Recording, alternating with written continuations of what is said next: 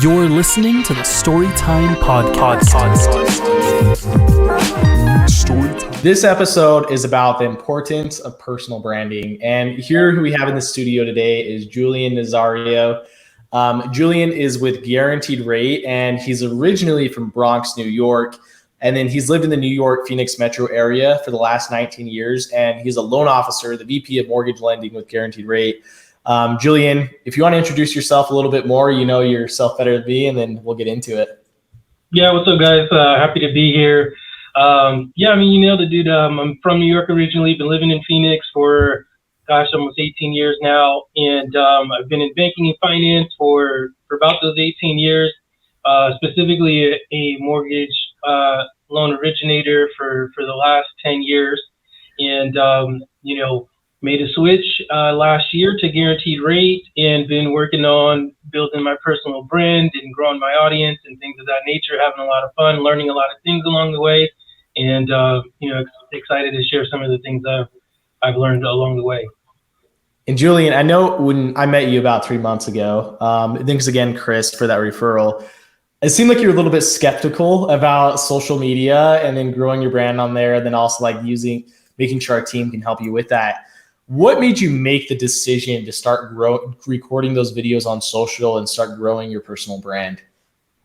It's something that I've known that I've needed to do, especially moving from a retail lending institution to Guaranteed Rate, where I'm more self-sourced, self-generated. And the best way to do that and to really show, my knowledge base and provide educational content, a little bit of entertainment in there, is by, producing, content on social media. And so, I had concerns about being able to be consistent with it and the time it takes to create the content. There's also a little bit of that imposter syndrome that goes along with it. So kind of just getting, my ego in check and, doing the things that I know I need to do to grow my business. I love that you mentioned imposter syndrome. Talon and I went to a networking event on Monday, and Talon, do you want to talk about your experience of the imposter syndrome, what you were facing, and then and Julian, I'd love to know after Talon goes, how do you overcome that imposter syndrome? Because I know Talon's probably wondering it, right, Talon? Oh, absolutely. Yeah, we, first of all, Devin said he was going to be out one morning. And I was just making some small talk. I'm like, oh, where are you going to be? And he's like, oh, I'm going to a networking event. He's like, do you want to come? And I was like, oh, I don't want to I don't know what I'm getting myself into. I'm very new to this kind of world. But I decided to go. It was great, but I did feel a little bit of how do they know that I know nothing was kind of the thinking behind it. But I kind of realized while I was there, I don't think people really care what I know, but it's also, you have to take into account people care about your experiences and your kind of viewpoint of things. So that kind of helped me feel a little more comfortable being in a room with all these successful people. I was like, I might not be as successful as these people, but I think I have some experiences that they don't have that I can kind of use to see things a little differently. So that's how I've kind of viewed imposter syndrome, but it is kind of a real learning curve to kind of get ahead of. Yeah. I mean, kind of similar experience here was just, at one point I was just like, you know what, forget it and what everybody else thinks or what I think. I know that I have a lot of interesting perspectives, and I have been in the industry for a long time. So I do think I know quite a bit about, lending and banking and finance. And so, at one point I thought, kind of selfish of me to not, share this information and this knowledge and give people a perspective of, what it takes to be a loan officer or what it takes to, qualify for a home loan and the tips and tricks and those kind of things. And then I've had a lot of support too from my wife, who's actually my loan partner, just having a number of conversations, and she's always like, yeah, this is great, you should put that out there. And some of my industry peers, and then also just seeing the content that's out there, and I'd look at it and say, no slight to anybody else, but I'd be like, what, I could do that too, and maybe a little bit better. And so there came a little bit of confidence with practice too, that keep getting better and better, and actually started to enjoy it. So it's something that I look forward to. And Julian, you mentioned a huge word there, selfish, holding that information that you know and not sharing it with your audience. And when I started recording video content, I was, this is so bad, but everybody thinks it, right? They're like, how can I get more sales? How can I make more money? How can I make more revenue out of this? But it was a podcast, actually one of our first podcasts, where he mentioned your audience has all these questions and you have the answer to it. And when you reproach it with a way of thinking like, hey, how can I help my audience with these issues by having the knowledge that I'm going to share? There's a lot of people that are rooting for you, but also just honestly want your opinion. And as we talk about personal branding, especially with social media, there's this learning curve where a lot of people are following you because you know something, but also you have this audience that wants to get to know you, or they already do know you. How do you keep an even approach with like still talking about mortgage, but also people knowing like you're a family man, you're a great person, things you like to do? Like, how do you balance both of those things on social? Yeah, no, that's a good question, and it's something I I'm still working on. It's finding that right balance of personal and business. But it's just something that's kind of top of mind.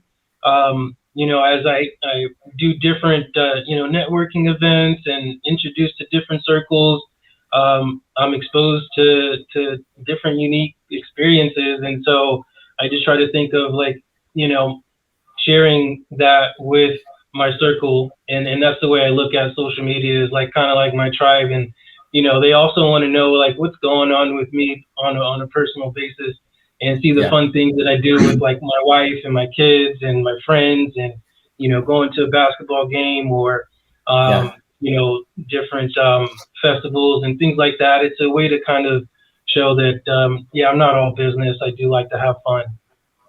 It's like you keep saying these keywords that are awesome. You mentioned your tribe, and it's like when you use social media, imagine it like in a real life event. It's like, Julian, I invite you to a barbecue, and the whole barbecue, I'm trying to pitch you on why you should use our service. And I know nothing about you, you know nothing about me, and the same goes for social media, right?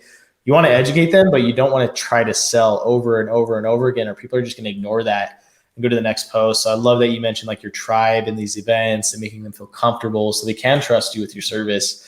I think that's huge. Yeah, I know you said earlier you don't want to slide anyone, you don't want to like throw any shade, but just out of curiosity, what are some of those common mistakes you see other creators make? Not in like a, we're not trying to diss anyone, but just kind of like some constructive criticism of what are some things you see that's a slight tweak that can be improve someone's content. Yeah, I see people talking about themselves a lot and their accomplishments, and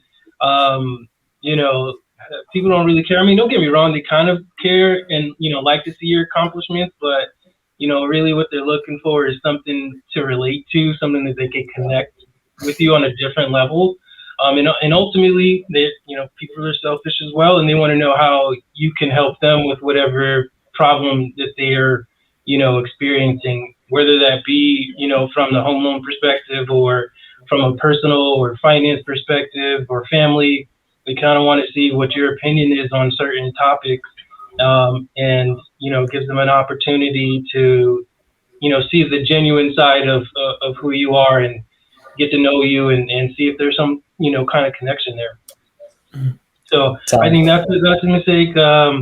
Overthinking it. I'm guilty of this myself. Sometimes, I'm in like this super focus mode, and I'm too serious, and that's when I'm like, all right, I just need to maybe put this down for a little bit and come back to it. And when I'm in a better vibe, and I can have fun with it.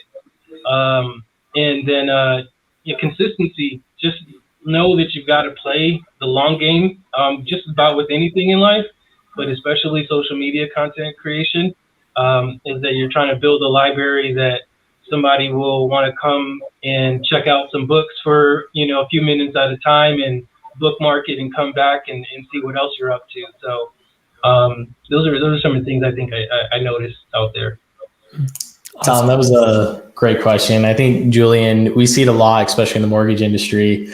I don't want to call out loan officers specifically. I think everybody does it, right? It's like you want people to know about your accomplishments, but there's a way to do it to make it better, right? It's like Julian in Talent. If I invite you guys to an event and I'm talking about like, hey, here's some strategies, and out of nowhere I'm like, hey, by the way, I closed 50 billion this year.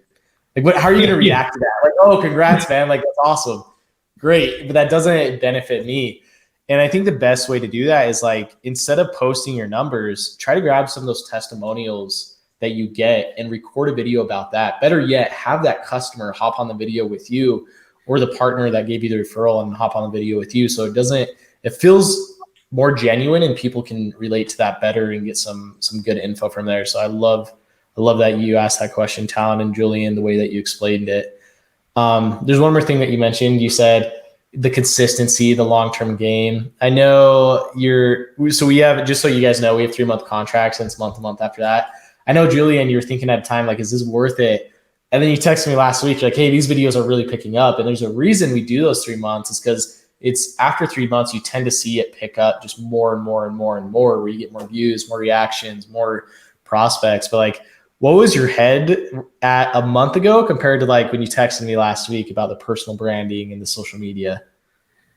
Yeah, like a month into it, I was like, man, I'm kind of knee deep into this. And again, that's when it really hit me. It was like, I mean, I don't know if I can keep up with this. And I don't know, what's the next move. And, I'm not really seeing, a return or result, so to speak. And it was really, it's like baking a cake. You can't just put it in there for 20 minutes and expect it, to have a full-blown cake. You gotta, sit there and watch it for a little bit. So that's kind of where my mind was at in that first, 30, 45 days. And then, like I said earlier, with the consistency, I started getting better. The team at Story started to get better at knowing like how I wanted things edited, and my personality, and the values I'm trying to portray, or who I am. And so now it's kind of we're aligned with the goals and the content that we're trying to create. It's exciting, man. So I know we've talked a lot about personal branding and having that like personal connection with your audience. And I feel like we kind of see that more become the trend as opposed to like company brands. So I just wanted to get your thoughts on what do you think are like the advantages to having more of a personal brand instead of like a company brand? Like I feel like it's better for us to have like, Devin kind of be the personal brand for Story, or me chipping in there when I should be doing more.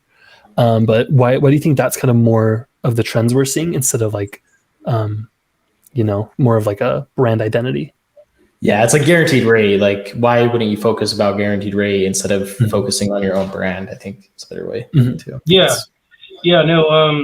Definitely, better to focus on your personal brand. Just, it doesn't necessarily matter the company that you're with, because, if you're building your personal brand, you've built a trust and you've built an audience, and they're going to follow you wherever you go, and they trust that you're making the right decision and moves with their best interest in mind.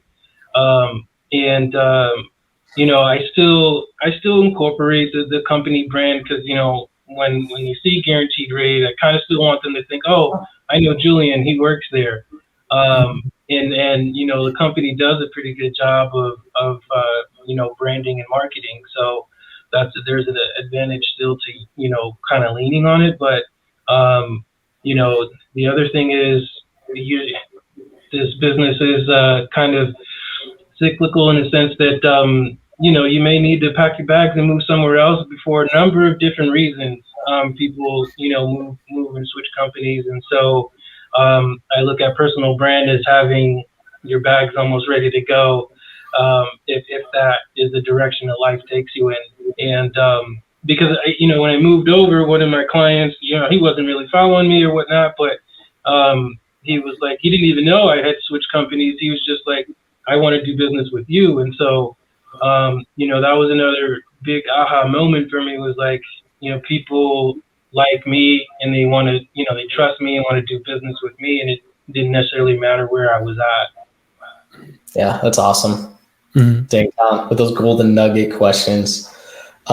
Julian, obviously there's a lot of like loan officers wanting to get on social, but sometimes they're scared or afraid or worried about the revenue associated with it. What are 2 tips you could give a loan officer today to start getting comfortable recording video or even to start posting on social? Practice, really. Record a video daily, even if you don't post it. At least you're getting comfortable hearing yourself and seeing yourself on camera.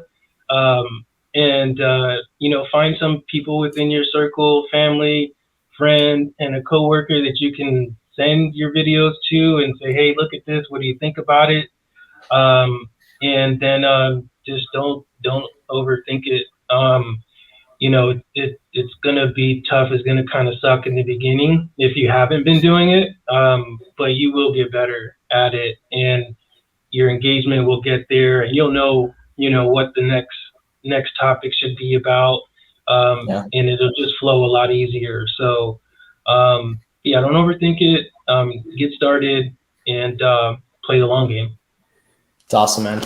Thank you, Julian, for hopping on. Just a reminder, guys, Julian Nazario with, did I say that right? Nazario? Yeah. I always Nice. With Guaranteed Rate. He's in Phoenix, Arizona. So are you licensed just in Arizona or do you have other states as well? No, I'm licensed in several states, California, Arizona, New Mexico, Colorado, Kansas, Missouri, and soon to be Florida. Awesome. And if you guys are looking for, go ahead. Sorry. I was just going to say, you can follow me on socials at mortgage_Jules. And obviously just Google or Facebook, Julian Nazario. Yep. So definitely give him a follow. Also, if you just need to know, get a free financial, about your mortgage, reach out to him. He's really great at it. He's a really great person, really fun to work with and talk with. Again, he is in Phoenix, but he's licensed in multiple states. And thank you again, Julian, for hopping on. And if you guys have any mortgage related questions, Julian's the man. So thanks again, Julian. Thanks, guys.